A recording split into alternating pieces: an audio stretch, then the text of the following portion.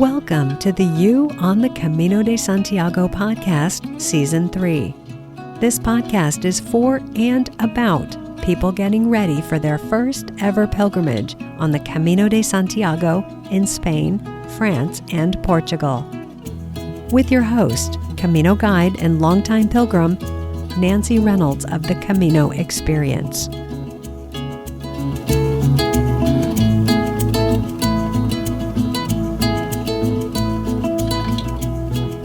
We hear a lot of talk about people walking the Camino on their own, solo, by themselves, not with a friend, partner, or family member.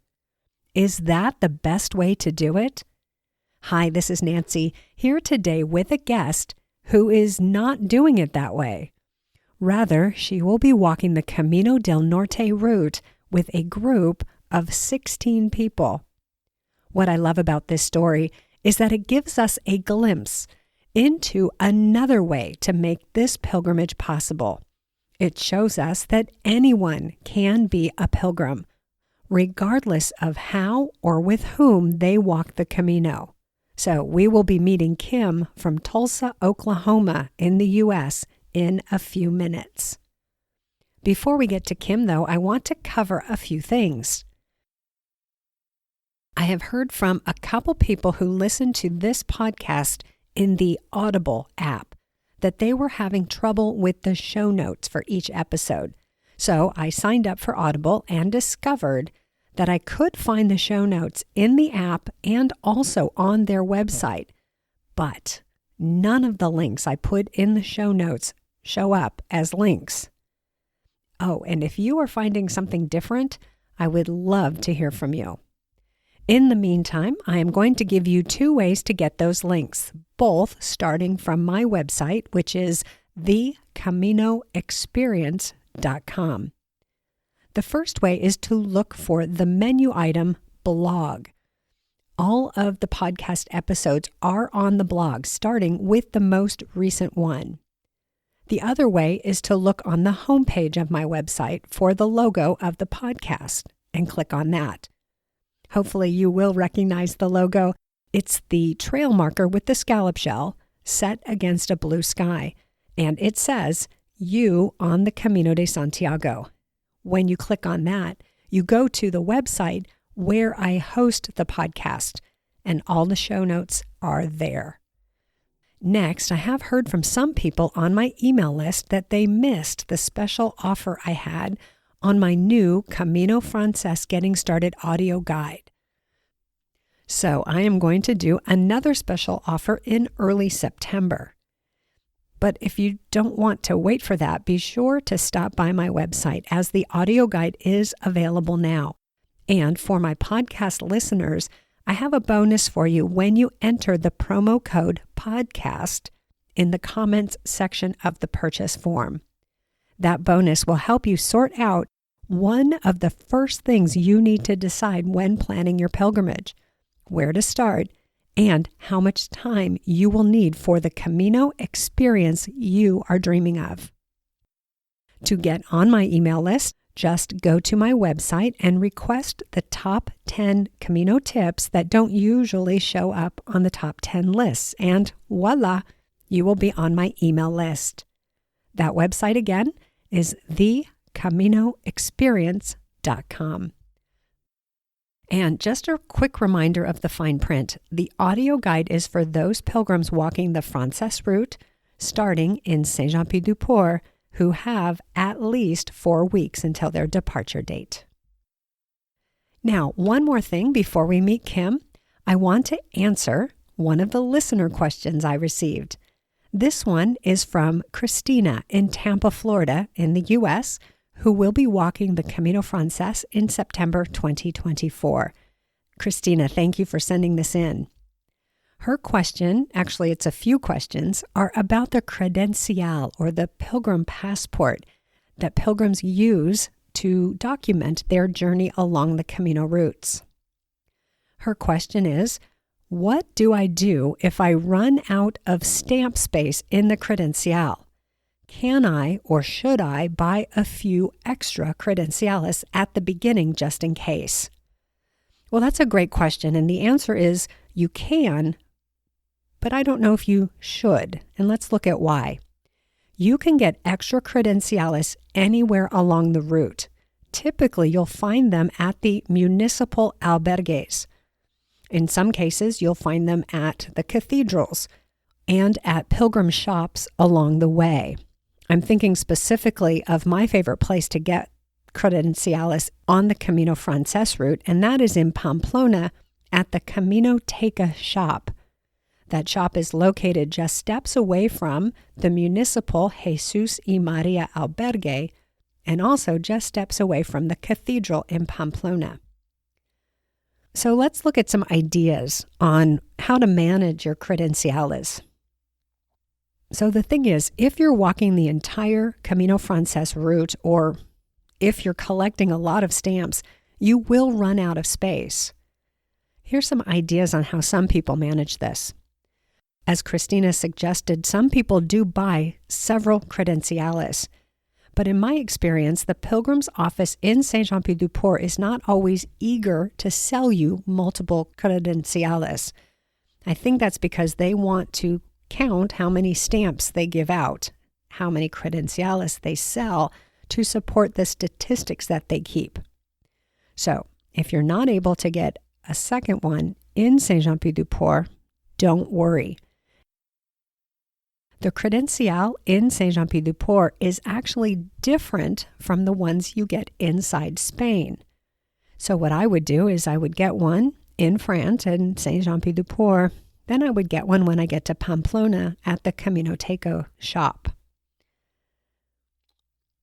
One way to manage this would be to have one credencial that you stamp where you're staying each night to create that record of your journey that you present in Santiago to get your Compostela. Another idea is to have a second one that you use to collect stamps, because stamps are available in bars, churches, cathedrals, and every place you stay along the Camino. So you could have one credencial to document and show in Santiago and one to fill up with all the stamps that you could possibly collect. Here's one more thing to consider. Some of the credenciales have places for stamps on both sides. If you plan to frame your credencial, you might want to get stamps on only one side and then use two credenciales. So you would fill up one side of one and then you would start on the second one. In that case, you might want to pick up a few different credenciales. Here's Christina's next question. What if I lose my credencial between Sarria and Santiago? What are my options? Now, this is important because if you want to receive the Compostela when you reach Santiago, you have to be able to show a credencial that has 2 stamps per day from Sarria to Santiago. If you're on a different route, it's 2 stamps a day for the final 100 kilometers into Santiago. Those stamps, you collect one where you sleep each night, and then technically you get the second stamp in the same town the next morning. So that would be at the bar where you get your coffee or at a church that you visit. The only way to get that Compostela is to present a credencial that shows those 2 stamps per day for the final 100 kilometers. So if you lose your credencial and you can't show that, then technically you cannot get a Compostela. So I want to start by talking about how to prevent losing your credencial. Well, of course, it's the obvious thing. Know where it is at all times and put it someplace safe. But the other thing is this. The moment you receive your credencial, wherever you get it from, whether that's in Saint-Jean-Pied-du-Port, in Porto, Oviedo, Ferrol, or if you get it before you leave home, the first thing you want to do when you get your credencial is write in your email address and phone number. Now, here's the funny thing. There's no place for it. There's no line that says email address or phone number. So you just have to find some white space someplace in the credencial and write in that information. That way, if you leave it behind or drop it, the person who finds it can find you. They can contact you and let you know that they have it. And I promise you that any pilgrim who finds another pilgrim's credencial really wants to get it back to you. If you were to lose your credencial, immediately get another one so you can continue to collect the stamps while you wait for your original credencial to turn up. That's especially true if you are in the last 100 kilometers into Santiago, so you don't miss any of the momentum. Now, I think the only other option, if you lose your credencial and you don't hear from anybody, let's say you forgot to put your name or email address in there, the only other way to receive the Compostela would be to retrace your steps and collect those stamps again. Some places, when you get your stamps, they date it. They write in the date for you. So you might have a difficult time convincing somebody who runs an albergue or hotel to backdate it. So I think we should just prevent losing our credenciales. Make sure you keep close watch on those and that your contact details are in there. All right, Christina, thanks again for sending in those questions. And I do have more questions to share with you in the next upcoming episodes, but I'm always looking for more questions to answer. So if you have questions that have not yet been answered in this podcast, please send them in. The link to do that is in the show notes, or you can email me at youonthecamino@gmail.com. To help me out, to make sure I don't miss them, just put the words podcast question in the subject line of your email. Okay, my friends, let's meet our guest for today, Kim from Tulsa. Hi, Nancy, back again. I've got a guest with me today coming to us from Tulsa, Oklahoma in the U.S. How about we say hello to Kim? Hey, Kim. Hi, Nancy. How are you? I'm doing great. I'm so glad you agreed to join me on the podcast because your circumstances, your situation, and your plans are different from anybody else I've talked to so far. So I'm super excited to hear and to share your story. Yeah, I'm excited. Yeah, cool. And so you're leaving pretty soon, yeah? It's right around the corner. It's literally like 10 days away, I think. So, excellent. Yes. Okay, so 10 days, you're leaving in 10 days. How about we get the pin in the map? And if you would share with us what route you're walking and how much time you'll be spending and who you're going with. Okay. Well, I will be walking the Norte route, and I will travel. I'm going with a group, and we will be traveling from Tulsa, going through Dallas, and then into Madrid.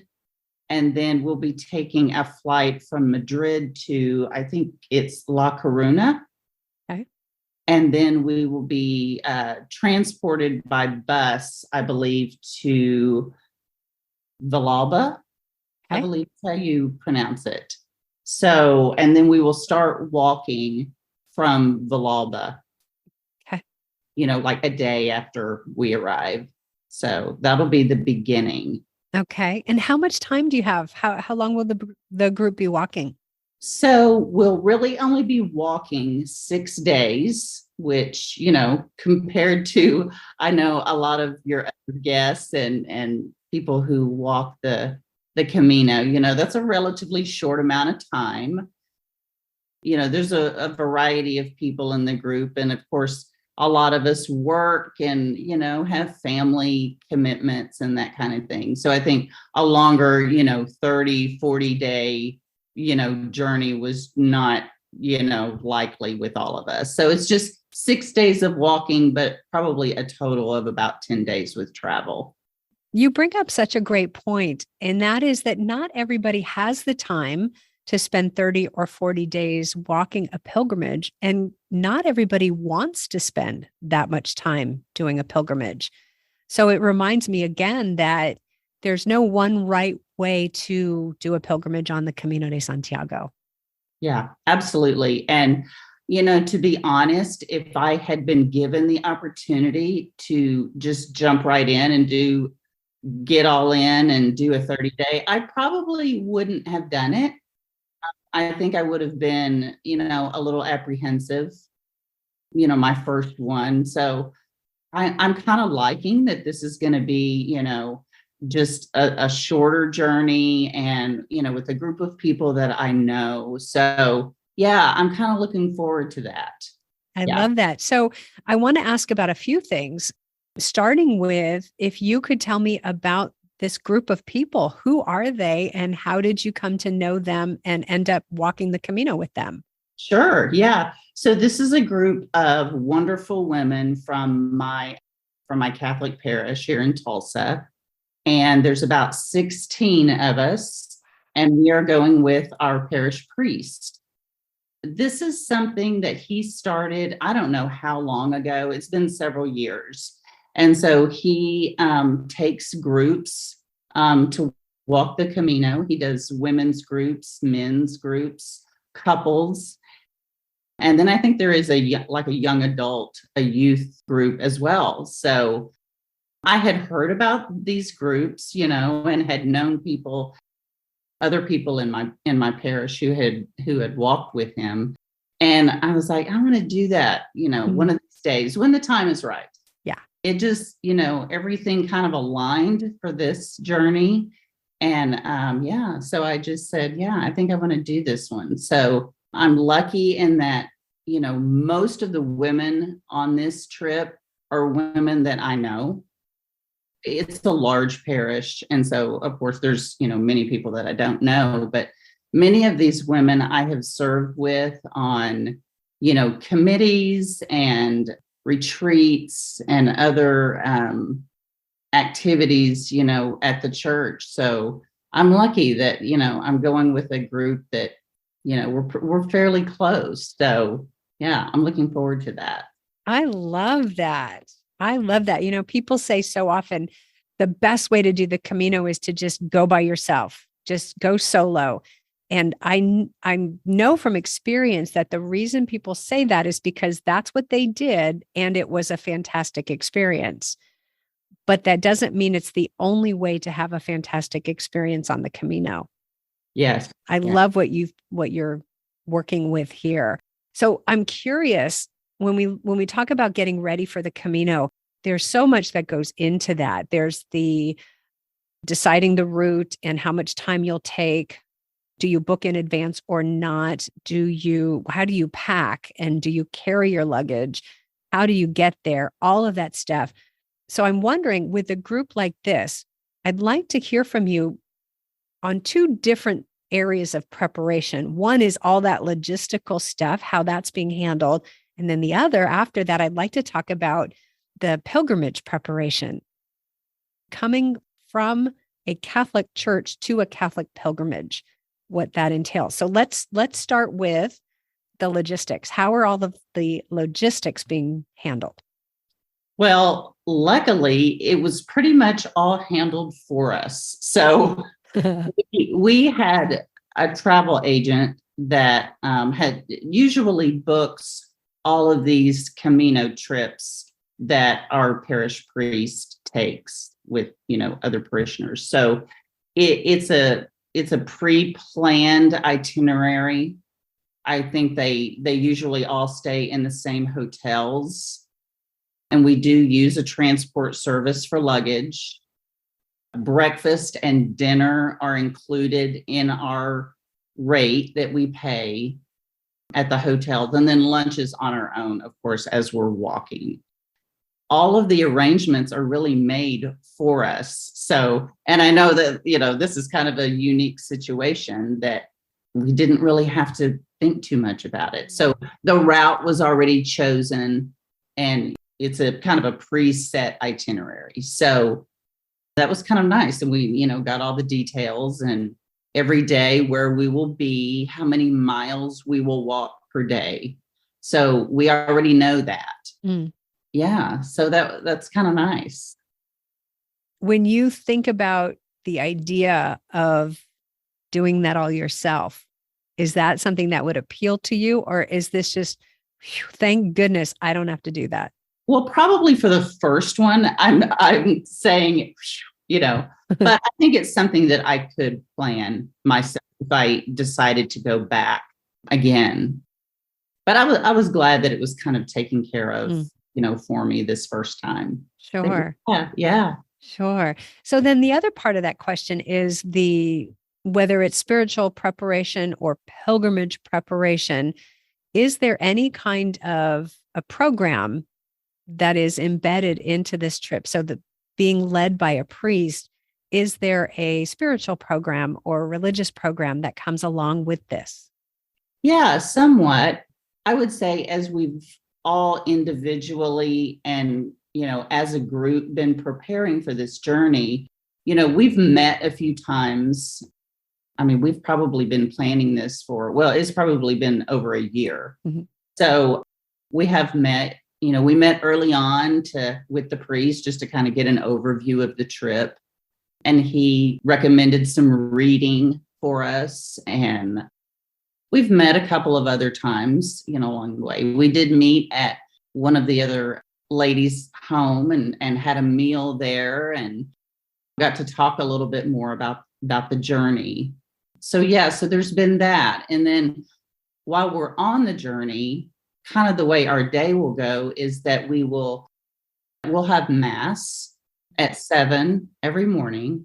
And that'll be, I think, very simple and basic. Obviously we're going to be, on the Camino, we're going to be in a hotel or wherever we may be.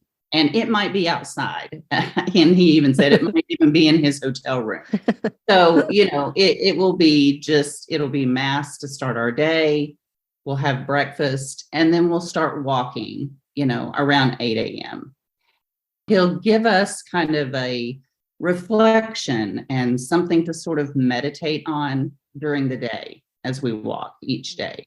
So I think it's, from what I understand, and I've heard from other people who have gone on the trip, like just a different topic and just something to contemplate, to think about. And then in the evening, when we all come back together for dinner, we'll talk about it. We'll just share if anybody wants to share and kind of how their day went. So I'm really looking forward to that part of it. Yeah, my heart just opened up as you were talking about that, to have that opportunity to walk with people of like faith and like belief systems, to share an experience. You'll be walking the same trail, the same path, possibly next to each other, but possibly some people ahead and some people behind. And then to be reflecting on the same questions and being able to share that at the end of the day is really touching to me. Yeah, I'm really looking forward to that part of it. So when you think about that, and that's what of the agenda, that's what's on tap there. Would you share with us your personal motivations for joining this trip and for walking the Camino?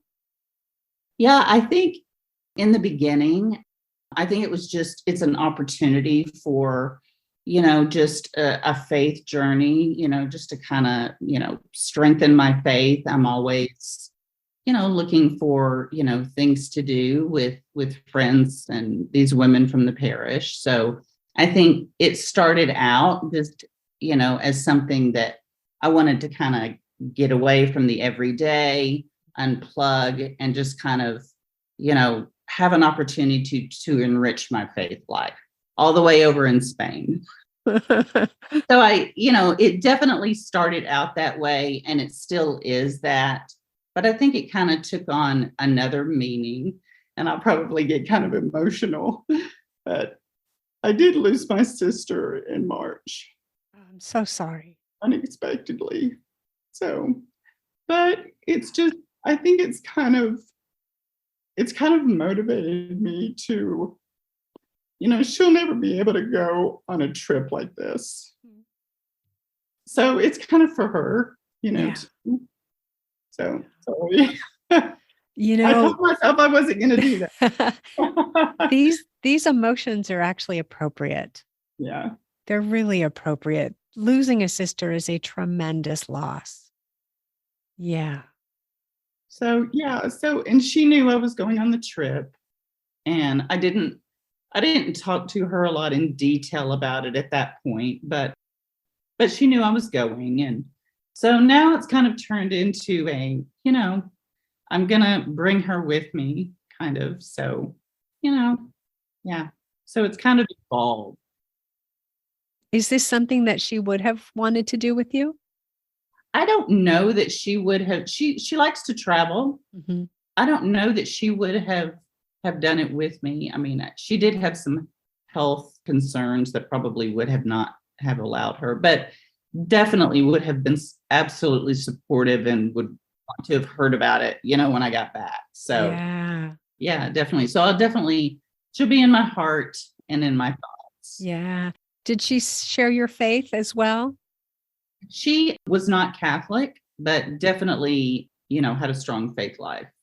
Yeah. Well, that leads me to the question of the pilgrimage as defined by the Catholic Church is, gosh, I'm trying to remember the details of what I've read on the website from the Pilgrim's Office in Santiago, that a Catholic pilgrim will arrive in Santiago, attend Mass, attend confession, and there might even be another sacrament or something they do, and receive the Compostela. And do you have an idea in your mind of what your experience in Santiago will be like and what it will include? I really don't know. I mean, I don't know that it will be, I haven't really thought that it would be anything different than what I've heard, other pilgrims experience when they get to the cathedral. Hmm. We are sort of wondering about, the incense burner, but I think I just sort of envisioned that we would be experiencing it with all of the other pilgrims. Yeah.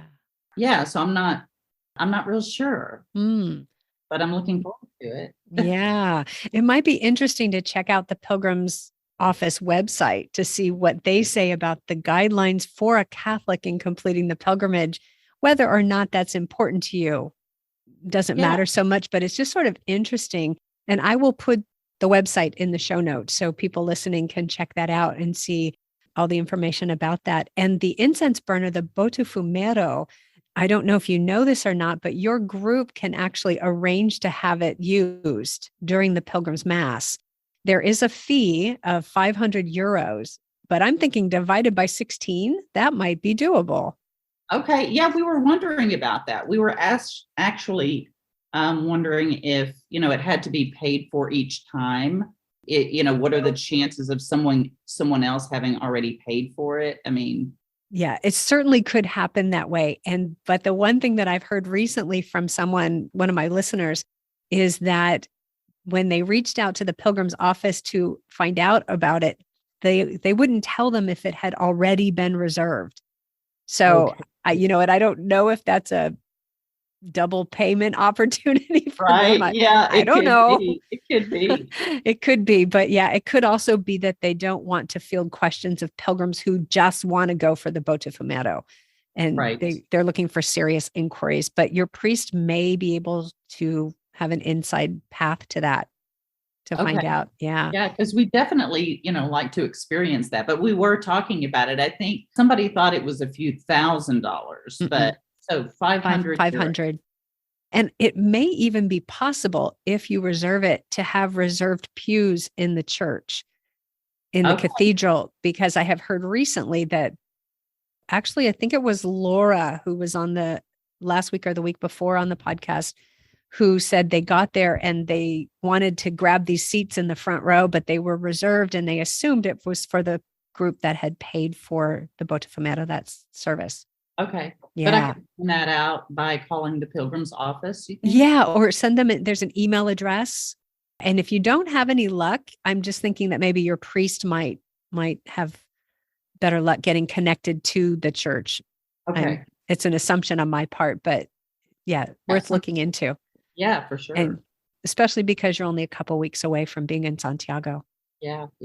Cool. Right. So will you be getting the Compostela when you get there? Is that an important part of the pilgrimage for you?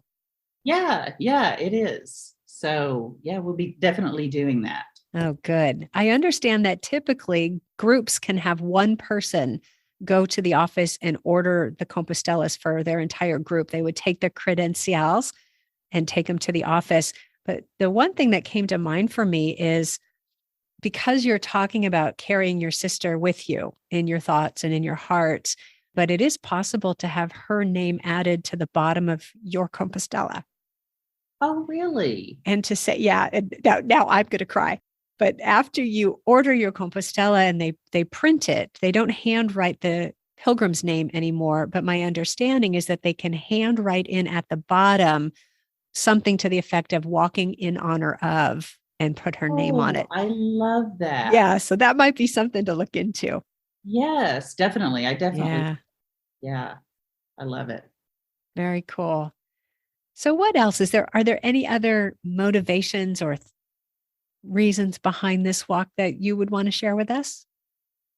I think mostly just, the spiritual journey and just kind of seeing if I can physically do it.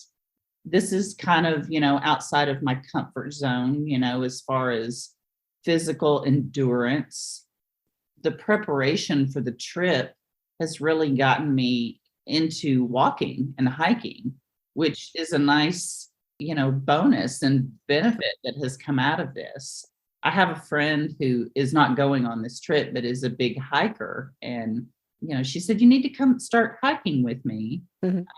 to get ready for this. And Yeah. so I did, and I really enjoyed it. I mean, I really surprisingly enjoyed hiking. So I've gone to some places locally. We have a nice place to walk down at our river, the river parks, which is several miles along the river here, and just some other local areas that have great hiking trails and everything. So that's something that I'll probably continue to do even after I get back. So Right. yeah. One of the benefits for you having your accommodations booked in advance is there won't be a need to rush to get where you're going. So the only Yes. thing that may prompt you to finish earlier is because it might be a hot day and you might want to finish walking before the heat of the day.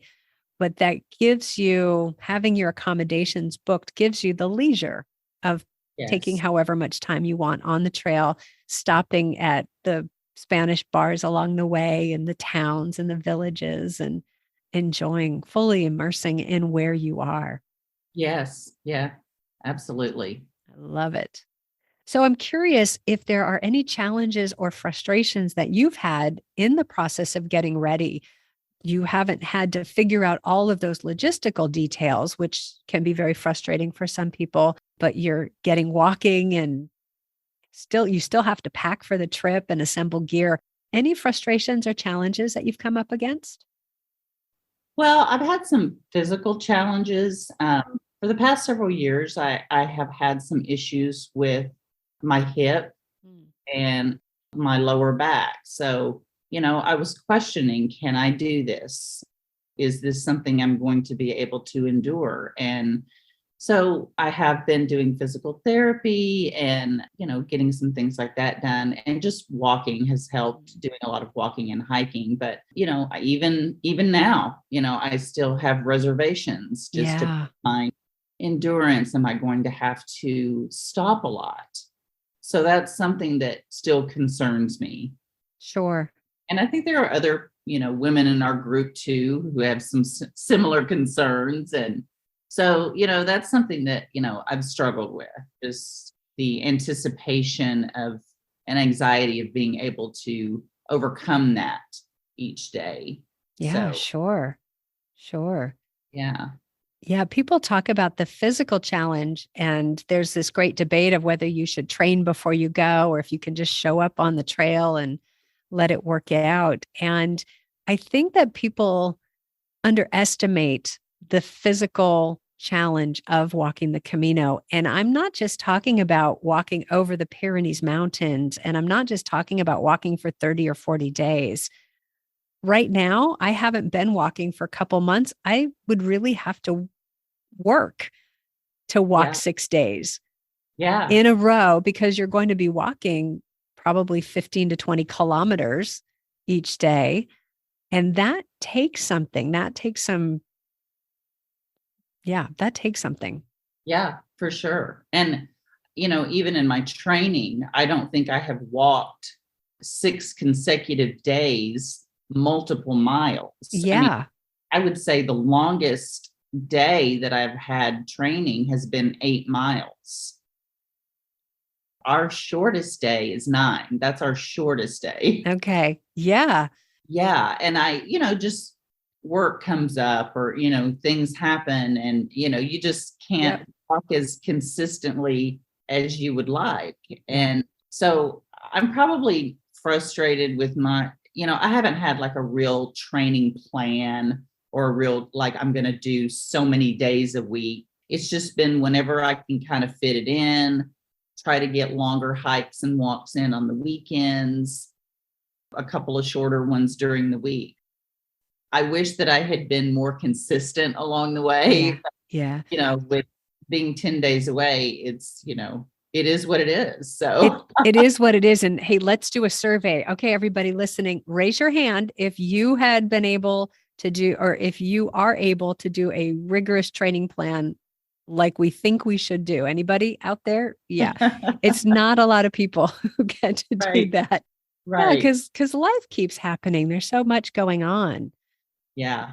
So I think then that's what's really important is your strategies on the trail is to know that you haven't prepared for the rigors. You haven't fully prepared for the rigors of the trail, but that doesn't mean you can't do it. Right. I Yeah. think what it means is that you have to pay close attention to the messages your body sends you. Yes. And my strategy is to stop every hour. People think I'm crazy, but to stop every hour. And first of all, take off my boots and socks, air out my feet, and put on a fresh pair of socks. But the other thing that is probably equally important is to change position. So when we walk, we're standing upright and we're doing this repetitive motion, but to stop and sit cross-legged, either on a bench or if you can do it on the ground or on a rock or on a log, and stretch out your hips and your lower back and to Yeah. bend over and stretch all of that stuff. Just get into a different position and kind of move around and see what your body feels like. Yeah. That's a good idea. That's a good point. So I'll have to remember that, during the day. Yeah. So, I sometimes get as crazy as I only drink water when I stop and take off my pack as a yeah. way to force myself to stop and change position and stretch and get the bag off. Yeah.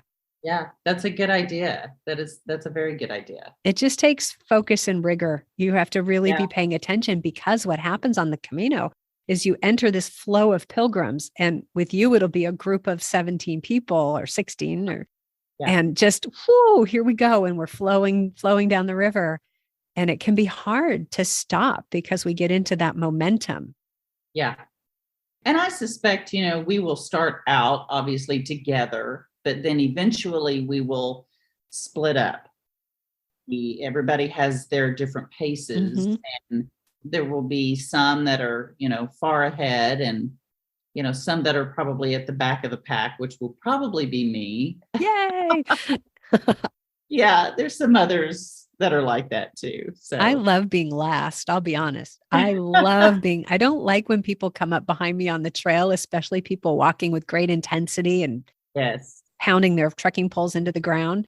So I just pull over, let them go by. Go ahead. Yes. But Yes. I love being last out of town in the morning and having the trail Yeah. all Yeah. ahead. Everybody's ahead of me. I love that. Yeah. We were talking a little bit about that last night with my group. And, there's some of us and maybe many of us in the group who have a little bit of anxiety about just those of us that do go on ahead and kind of get to our stopping place for lunch where we're all going to kind of gather, whenever we're done walking for the day, 12:31 to whatever. that we feel like people are going to be waiting on us, like to hurry. Yeah. I'm worried. Like if I stop and rest or I stop and take a picture of this, like people are waiting. Yeah. We need to. And so, our priest just reminded us that the group is going to wait for everyone. Walk at your own pace. Don't worry about everyone else's journey. They will stop and get a bite to eat and have a beer, a drink, whatever. And they'll be there when we all come rolling in, even if it's an hour or two later. Yeah. Yeah. I need to learn how to let that go and just, be good with that. That's one of the challenges of walking with a group, is to find your own set point, your own equilibrium, and your own pace within the group, to be an individual and be part of the group. It's definitely a balancing act. Yeah. Yeah. But it sounds like, based on your experience with your parish and being involved in so many things, that you've got some practice at being in a group. Yes, we definitely do. Yeah. Yeah. There's several of us that's walking that have all served on, like a women's retreat before, have been a part of, a leadership team and everything. So I can certainly see, nobody's going to just leave a single person behind unless they want to be, and that could be, that some people may need that just alone time for a little bit. Sure. Yeah. Because being in a group can also get overwhelming for some people, especially introverts. It can be a lot of togetherness time. Yeah. Can wear on you. Sure. Yeah. Oh, it sounds like you've got an amazing trip ahead of you, Kim. Yeah. I'm really looking forward to it. So how about, do you have any questions for me? Anything I can answer for you? So I'm trying to decide, and I have trekking poles. Yeah. And most people say, take those poles. And I hear, both sides. Am I going to be able to get those through security? And if they do get confiscated, that's fine. But is that going to hold up, the travel? Like, what's been your experience with that? So I personally have never tried to take trekking poles on an airplane. Okay. And that's because I just always check a bag. I always seem to end up traveling before or after I walk the Camino. So I always have a bag of extra stuff that I'll be checking. So you can take the chance and just be ready to lose them. The other thing you can do is take with you a tube, a poster tube from the post office. I believe you can get them there, so that if they say, no, sorry, then you can put the poles in the bag and go back and check them. Mm.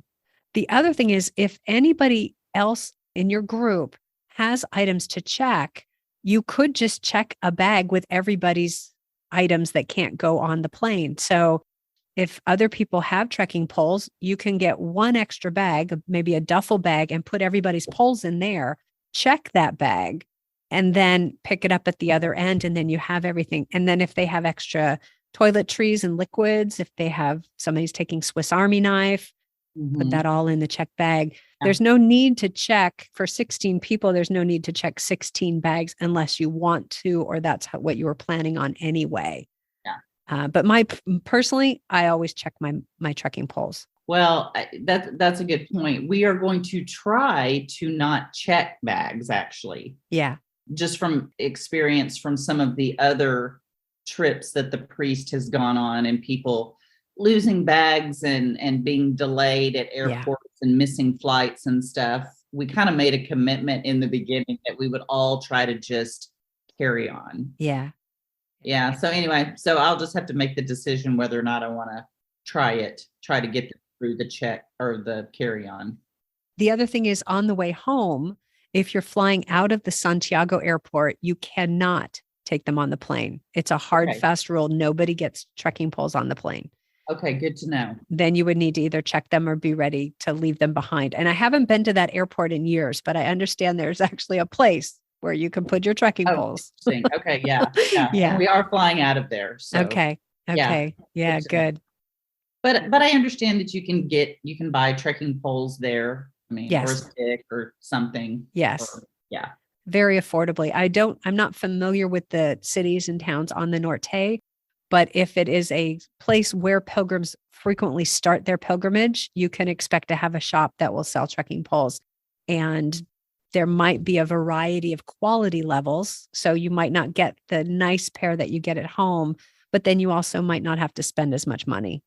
Okay. Yeah. As an example, in Saint-Jean-Pied-du-Port at the start of the FRANCÉS route, you can get a pair of trekking poles for 22 euros. Okay. I don't know if you can get those in the US. So Yeah. at Yeah. that price. Yeah. Right. So have you done the Norte before? Have you watched I it? haven't, but I'm getting tempted because I don't know if you remember Kathy. Yes. She was on 2 episodes. I've got a third one coming in a couple of weeks with her. She's got me tempted, I have to say. I'm also tempted to walk the Portuguese route. So we'll see. Well, yeah, I love it. I haven't even been on this one yet, and I definitely have been thinking of, doing the Frances Yeah.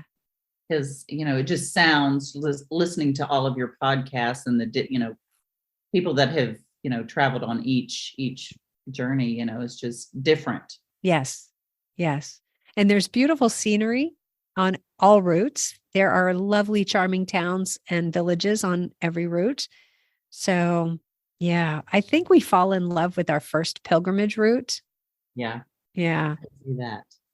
Yeah. Any other questions I can answer for you? I don't think so. I'm getting a lot of my questions answered by listening to your podcast. Oh, I'm so glad. I'm so glad. What's your experience with the weather this time of year? Even doing the Frances. Yeah, I avoid Spain and I avoid most places in August because I don't Okay. like the heat. I live in Northern California, so the coast is 30 minutes away, and that's my Yeah, saving yeah. grace. It still goes down to the 50s at night where I live, so it's really fabulous.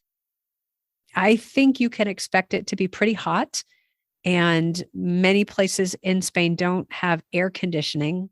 I know I lived in Florida for 10 years and AC was a part of life, but Spain, not so much. And so it's just being ready for the heat and knowing that you are hydrated, that you have enough water, and that you use electrolytes if you have them, but also to make sure you know about the drink Aquarius, which is a refreshing drink that has electrolytes in it. Oh, And they sell it in cans, definitely, possibly even bottles. You can get them at any bar, and they come with in different flavors. And that's a great way just to make sure your electrolyte count stays up. okay. I'll be Yeah. looking for that. I am planning on bringing like some little packets of Perfect. electrolytes to add to water. Yeah. As Yeah. well. That's what I do.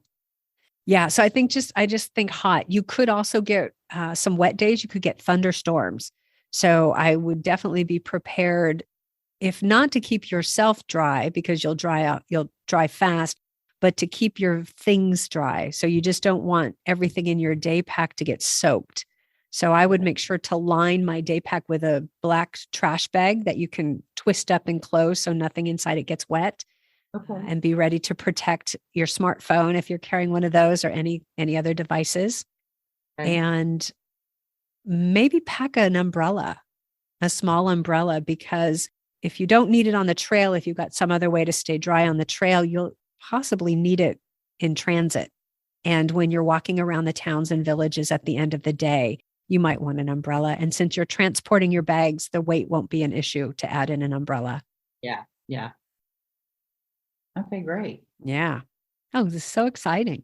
Yeah, I'm very excited. Yeah. Trying to see if there's anything else. I think that's most of my questions. Well, that was so easy. Very good. I find the farther I go in the podcast series, the fewer questions people have because we've answered so many of them, which is really fun. And I think now we're to the point where I'm picking out people with interesting stories, Yes. So far everyone has had an interesting story, and every pilgrim brings something unique and special to the conversation and to the journey. And your situation, like I said, being the first to be going with a group of people, is a unique experience. So yeah, but the questions are thinning out. So that's kind of fun. Yeah. Yeah. Yeah. As I've been listening to, the different episodes, and you're right, they all have just a little different way that maybe they're traveling, or the route that they're taking, or the people that they're traveling with, or the circumstances around why they're walking. I didn't hear one that was like the journey that I'm going on. So I thought, well, people none. might want to know about that. Absolutely. One of the things I hear from some of my listeners is that maybe they had heard about the Camino, but by listening to the podcast, they discovered it's possible for them. Yes. Because you might have read somebody's book or seen the movie The Way and gone, that's not for me, but what is this thing? And so by hearing all these different stories and all the different ways, it becomes possible for people. And that I'll make myself cry. That makes me so happy. Yes, absolutely. Yeah. Yeah. Cool. Kind of the same way. Yeah. I mean, I had heard about it. I had seen The Way, but it was nothing that I'd ever really seriously considered doing until, my parish started doing these trips. And I thought, well, maybe I could do that one day. And the timing just was right now. So great. Yeah. Yay. Oh, I'm so happy. Well, I will look forward to hearing how it goes. Okay. And and maybe even consider coming back on the podcast to tell us about it. Yeah, I would love that. Yeah. And find out what you learned and how it went for you and the spirit of your sister. Yeah, absolutely. Well, thank you. Thanks so much for joining me. I appreciate you being here. Yeah, thank you, Nancy. Okay.